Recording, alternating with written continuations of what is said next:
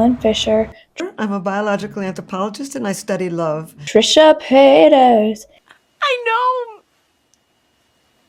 In my head, I feel like I have a lot going for me, but clearly it's just like inside, I just feel worthless if I keep on. And even a little Get it Carrie while Bradshaw. it's hot.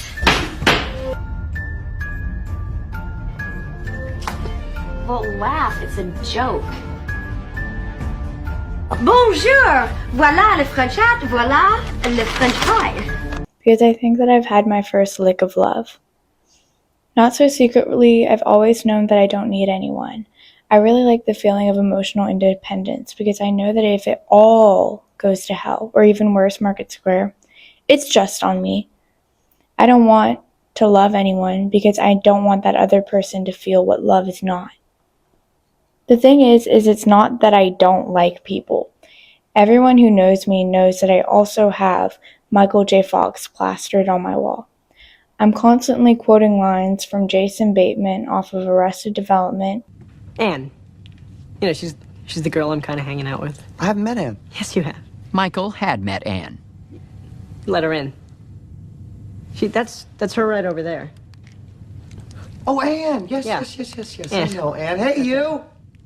She's got a little hard-boiled egg going there. Oh, it's so cute. She sometimes takes a little pack of mayonnaise and she'll squirt it in her mouth, all over, and then she'll take an egg and kind of. She calls it a may-and-egg. Are you okay? I don't feel so good. And I rewatch scenes of Matt Damon daily. What am I afraid of? What the fuck am I afraid of? You're afraid of me, you're afraid that I won't love you back. You know what? I'm afraid too. Fuck it, I want to give it a shot, and at least I'm honest with you. I'm not honest with you? No, what about your 12 brothers?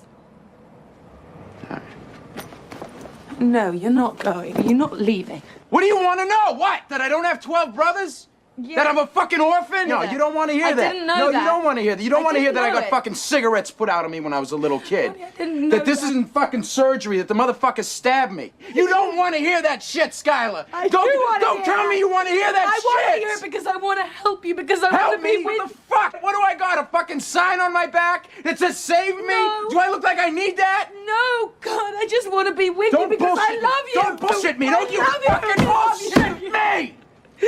I love you. I want to hear you say that you don't love me. I've dated 4 people. 2 secret flings when I was 15, a boyfriend when I was 15, when COVID was still looming, and 2 weeks into walking school was when we started dating, even though I'd been there for a year and I could tell you the blueprints of the school and every dancer that went there, or at least their Instagrams. But this guy came up to me and he had his friend, well, our mutual friend, ask us out. And he was a little dude who didn't really talk that much and played the piano and couldn't really draw well.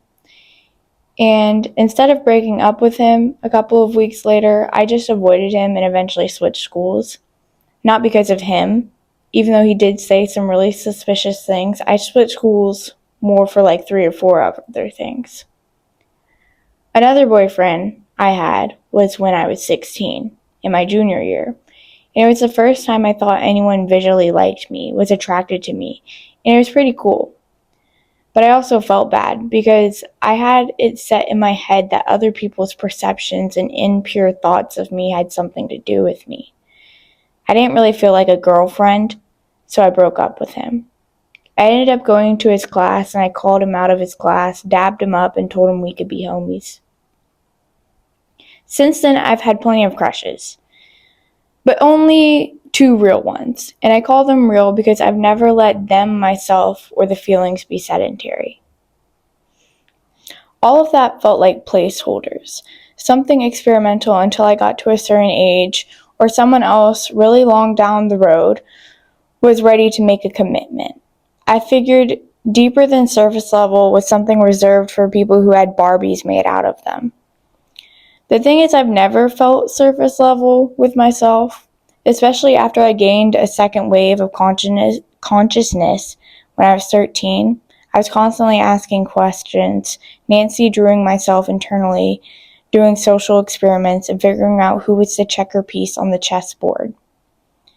Right now, I'm at a weird point of self-awareness. I'm acting less like a cokehead and more like a pothead. Because they're cops. The next time you get in trouble, call a crackhead. I'm John Kennedy, and I approve this message. Less critical, analytical of myself and the world. I feel more observational and in context.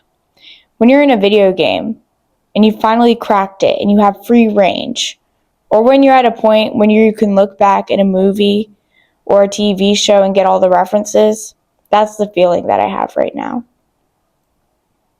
Have you ever thought about how miserable heaven would be?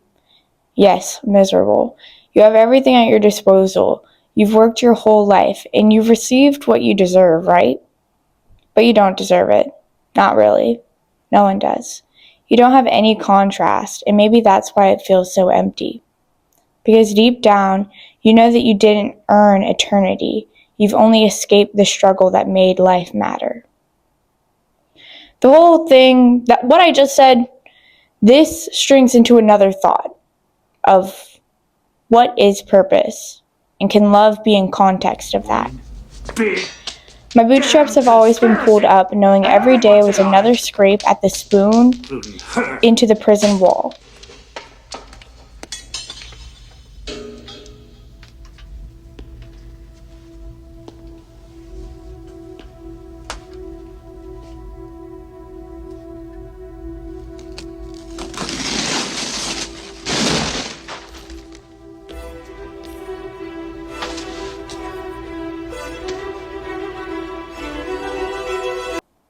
Purpose, I figured, is work. Your resume, your repertoire, your legacy. All logical, right? That we live and die in a system, same as bees and flocking birds. They just fall short. Who's southern up in here? Me? They all just fall short of all of the word vomit bullshit. They just do. And maybe that's where we went wrong. Thinking meaning had to be earned instead of lived. But that doesn't just mean that life gives us meaning through emotion, right? I know that life is meant to be realized rather than just conceptualized. Emotion is the medium. But I'm not really sure why I know that. I don't believe in following emotional advice either. Emotionally, you have to learn for yourself. Something you can logic out of. What the fuck did I just read? Damn, I fucked up again. Fuck. I don't believe in following emotional advice either, because no medium, verbal, written, drawn, can make you feel saturated in breath, pulse, or anything like that. Emotionally, you have to learn for yourself, something you can't just logic out of or read about. And maybe I'm just on the brink of something that I haven't released in theaters yet, but it's definitely in post-production. Call me a grandmaster. 'Cause I've always had a 2,500 score. And keeping connection in quarantine. Somehow, though, I've underestimated love's ranking and I've lost. When I'm with them, it's like when you're doing backstroke in the pool and all you can hear is a faint hush and it's rhythmic and all of that madness. And I finally feel that I don't need context, that it doesn't matter where the lane ends or how deep I'm already in.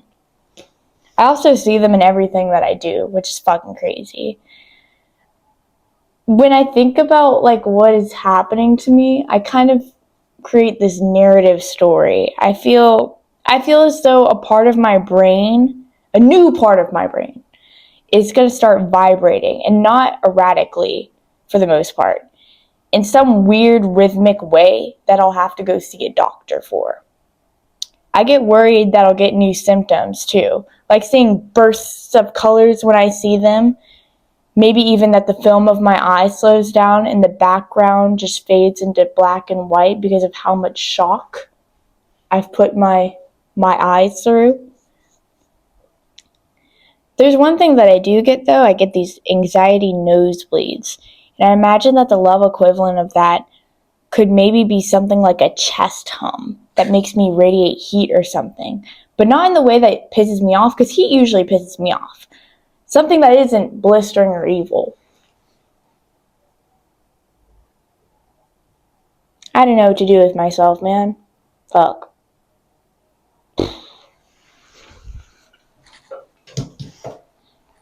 Rita, come here. Come here. Come here, Rita. Rita Lee Productions.